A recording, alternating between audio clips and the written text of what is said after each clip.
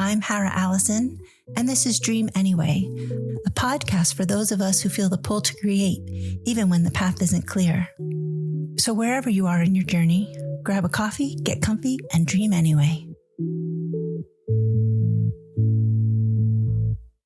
Hello, I'm Shantell Jackson, and I'm a multimedia visual artist, originally from Buffalo, New York, and I've been living here in Spokane since 2004.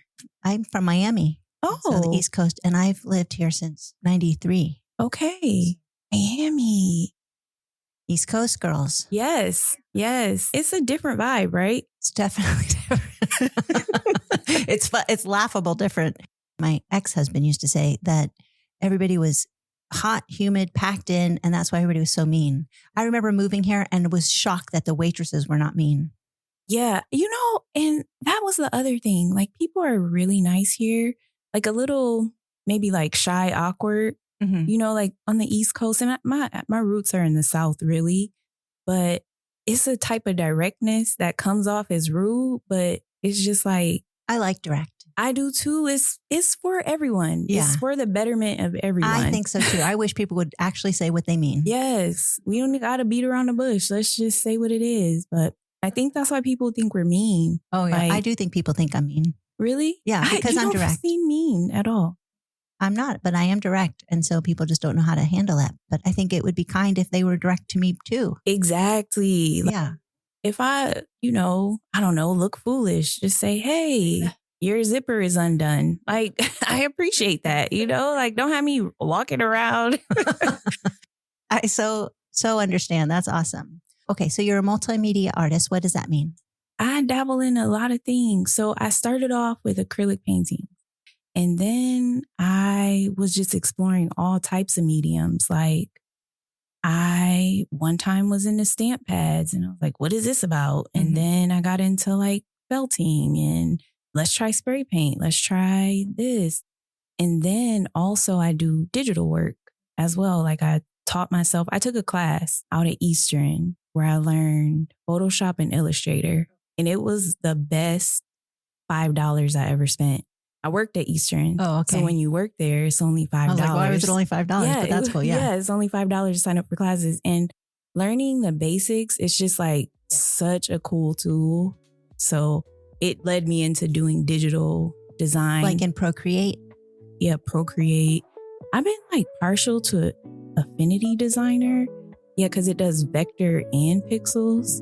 Yeah. So I learned that in that class. Like, what's the difference between a vector and a pixel and why? Yeah. And I nerd out on stuff like that. Do you mind me asking how old you are? Yeah, I am, let me forget. That's the hard question. I'm 43, oh, right? Okay. I was born in 82. So yeah, 43. I mean, when you start getting in your 40s, like the aging process, I have a little different take on the aging process. I'm 57 and my mother was 46 when she passed away. Really? And I think every age is a blessing. It is. So, I mean, I'm just like, woohoo, another year. Yeah. Oh, me too. Yeah. I love aging, actually. Yeah. I love like my edges are getting all gray. Yeah. It's just like some of the parts that no one ever told me about that I'm just shocked. Like what? Like you can't remember things? I can't remember things. You haven't hot flashes yet? Oh my God. Okay. Oh my God. The other night, I was like, this is real. I mean, I just all night, my shirt just like soaked through. Yeah. I mean, I've had to change. Like, I know. And, my elders, my aunties and them, like my mom, they would talk about it, but you just don't know until you know. Yeah. People do not like to talk about it. I know. And we should. We should make it really normal so that we're not shocked when this happens, because we are. Yeah. And the other thing about it is like, it's a major thing. Like, I'm not, I don't want to get too on a soapbox, but as like people who are born female and like hormones, humans in general, our bodies are amazing. Mm-hmm. And I just think all the changes that we particularly have to go through, if more men had to go through that, we would be talking about it. We would be talking about hot flashes and like. My mother didn't And I'm the sixth kid. I don't know how this didn't happen, but she didn't even tell me about my period. Like I had no idea what I was supposed to do. Really? That's so awful. Yeah. Yeah. Like just not knowing. And yeah, I mean, my mom told me and she was like a little too excited. Now that I know, after years, but I just didn't get it. Mhm. I was like, oh, it's a rite of passage. And when you're young, like the girls are like, I got mine. And I'm like, oh, I can't. And it's just like, I wish I would have waited. I was 11. Right. I remember being excited I got it, but that didn't last long. I've been happy now that I don't have it, now that I'm 57. Yeah, I thought it was like an event that happened in a day. And you're like, oh, yay. But then my mom was like, no, it's up to 7 days. And I was like, whoa. Wait a minute. I know. It's hard to be a girl. Yeah, it's really hard. I assume it's hard to be a boy, but I definitely know it's hard to be a girl. It is. It's just our body goes through so much. And I think we carry it and there's just like a shame about it because we don't. Yeah. But I'm just like, no, let's talk about it. And I did not even know that. So I thought menopause was like, it happened. But then I started learning about perimenopause, menopause, and then postmenopause. Our bodies just change. And I like to laugh about it. I'm just like, it's all you can do. Yeah, it's all you can do. Did you just start Art Saves or have you had that for a long time? I didn't come up with the idea. Mm-hmm. It's like a tagline. Like someone was just like, yeah, some artists started this, but it wasn't a movement. It was just a statement and stickers and stuff like that.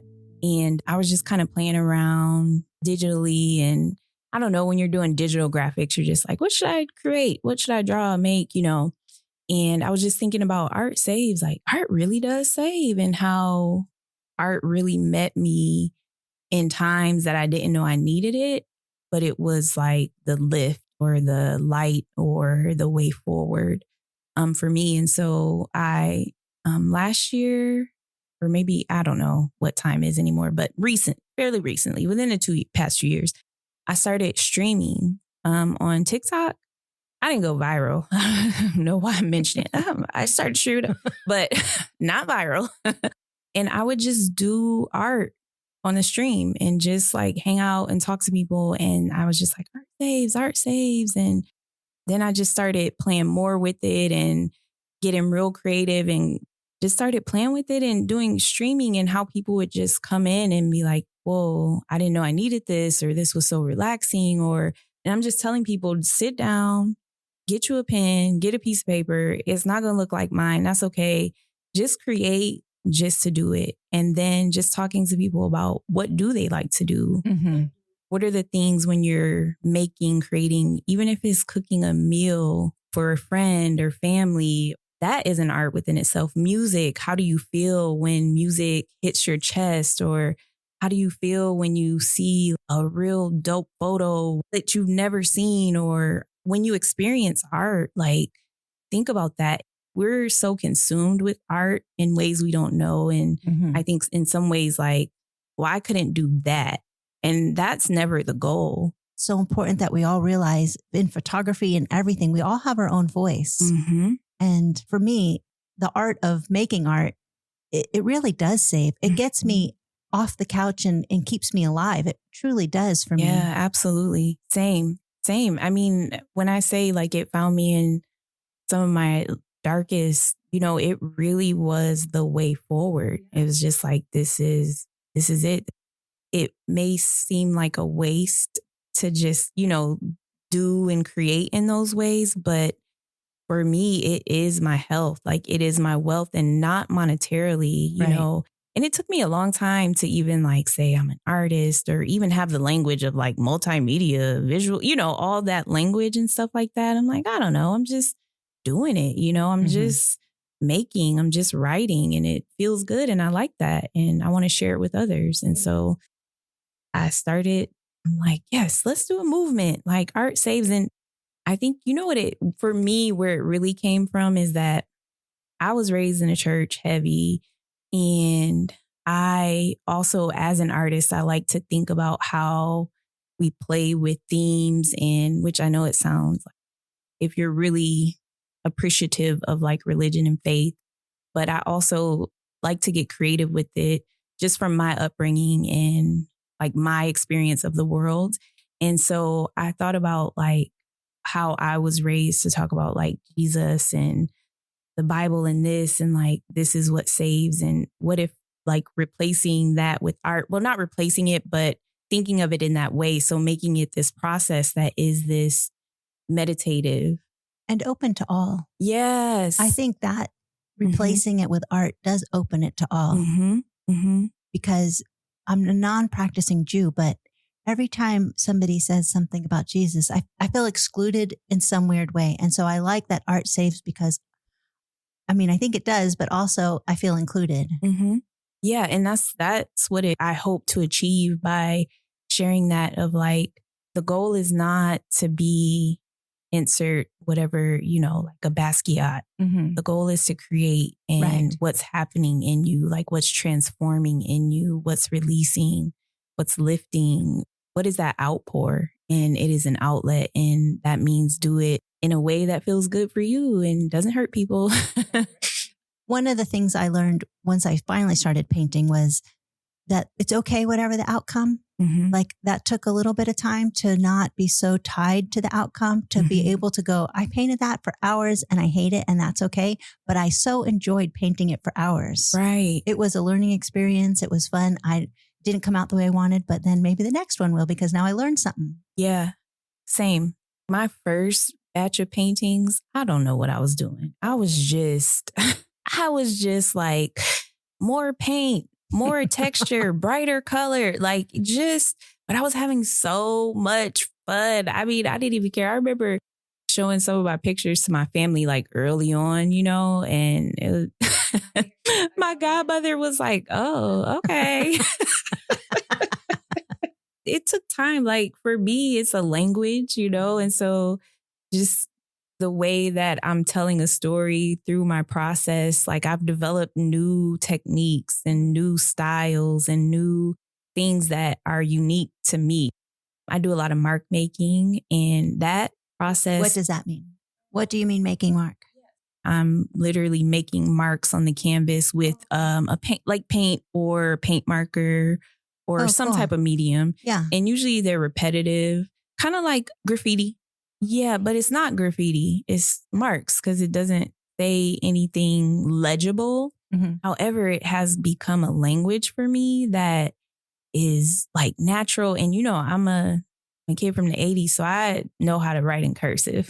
Like, unlike some of the youth, I do a lot of that in that process, like just seeing the repetition in it or seeing a certain style, but doing it and just there's no outcome. And then I started doing it to like, where I'll just take a piece of paper and a paint marker. I'll listen to a song and I'll only draw to the melody or the rhythm or the drums or the bass. And then maybe I'll listen to it again, change the color and change the instrument that I'm following. And it's just such a fun process. Y'all should really try it. Like, try it at home. Definitely want to. Yeah. So I want to do like with Art Saves, doing more stuff like that where I'm just like sharing what I'm doing, bringing other people into the fold, other artists, other mediums, and sharing with people how you can just get in your body by creating, by making. You're a photographer. I mean, you do a lot of different mediums too, but as a photographer, like when you see a subject that you just feel like I gotta get that. Like, or if you're on a hike or something, you know what I'm saying? No, like totally. Capturing, it lights you up. Yeah. I think you did Terrain's Creative Enterprises, right? I did. I was in it last year, and like in the first couple things, I got diagnosed with cancer. So I couldn't continue. I went through chemo last year, and then in December, I was like, I just couldn't get off the couch.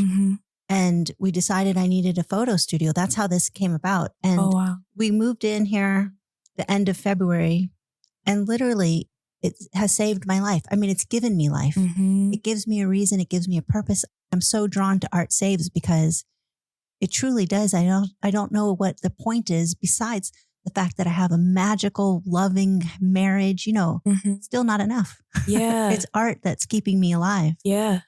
I really resonate with what you're saying, and it's that important. Yeah, it is. Is Art Saves a nonprofit? So I did do the creative enterprise Yeah. and I decided I would like to, I don't know, I thought a few different things as an LLC, but currently like I don't have it like trademarked as a business yet. I'm not sure if I'll do a nonprofit. Someone was saying I could do it as a church, like as a real church, because then you get cool. like, tax stuff and this, that, and the third. I don't know. I think that's so brilliant. Yeah, which is, kind of what I'm building is like this open to all, come as you are. Are you hoping to make money? Are you making money at it? Is it something you want to do as like a career? Yeah, I want it to be like a full blown org. When I can become profitable, I'll invest in a van and I want to do an art bus where, we could pull up to schools, different events and bring art to people. I'm a creative. I'll be thinking like pie in the sky and I'm an Aquarius. I don't know if that got nothing to do with it, but eventually I would love to have like a tour truck, like where you could pull out a stage, and do, music and people could like a real mobile art tour and just have events and just pull up and do an event, and just share art. And I don't know, I feel like we need it. We need it. Are you still doing your TikTok? I'm not, I've tried to do it and I don't know what it is. Like, I love an audience. I'm kind of a ham. I'm not gonna lie. But I don't know, sometimes I be struggling. I'm like, man, I want to just be in front of people, like the not knowing and, but I try to get into this practice of like, I want this to attract who needs it. Yeah. Like it's not about having a whole bunch of viewers at once. If it's just 2 or 3 people, that's okay too. Like just continue to do it and be consistent. So yeah, because I just feel like it's such an, effective way as well to just like share that and get more people creating and thinking about it and, how we get into our bodies. Do you think everybody's creative and they just don't know it? Mm-hmm. I thought that until I just interviewed T.S. the Solution. Mm-hmm. And he said it's not true. Really? He said that some people aren't creative and they're like maybe analytical. He has me questioning it now. I hate when somebody says they're not creative because I think they're letting fear stand in the way. Right. And worrying about the end product rather than enjoying the process of it. Yeah. But I don't know. I don't know. Anecdotally, I have no facts or data for real, but almost everyone who I've come in contact with who said they weren't creative, I've watched them be creative. Right. And now I'm kind of questioning it too. Like, have I just not met the person who? Well, I mean, I think even people who are good at math or like Excel sheets. Yeah. That is actually creative. I don't know. I think that's the worst thing ever. I love, love, love Excel. You do? I love data and numbers and like telling a story in that way.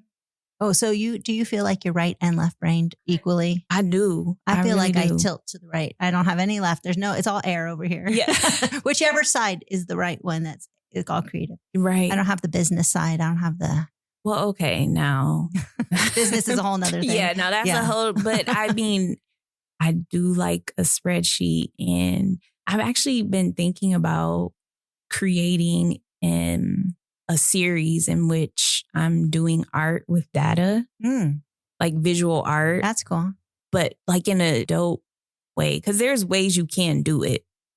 I don't know. I'm into a lot of different things, but I have to get yearly MRIs. I have multiple sclerosis. Oh, okay. And so when I get my MRIs, I request the CD so I can get my brain scans. And I really want to do a dope installation, like using my brain scans and even the sound of the MRI machine. Yeah, like that's cool. How it's collecting data. I don't know.